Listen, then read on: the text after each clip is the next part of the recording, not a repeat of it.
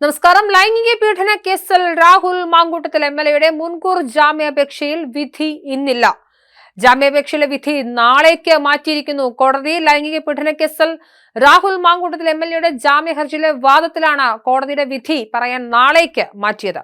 കേസിൽ എന്തായാലും തുടർവാദം ഉണ്ടാകും, അതും നാളെയാണ്. രാഷ്ട്രീയ ജീവിതം നശിപ്പിക്കാനാണ് യുവതി പരാതി നൽകിയതെന്നാണ് രാഹുലിന്റെ അഭിഭാഷകൻ വാദിച്ചത്. കേസിന് പിന്നിൽ CPM BJP ഗൂഢാലോചനയാണെന്നും പരസ്പര സമ്മതത്തോടുള്ള ബന്ധമായിരുന്നുവെന്നും രാഹുൽ വാദിക്കുന്നുണ്ട്. ഗർഭചിത്രം നടത്തിയത് യുവതിയാണ്.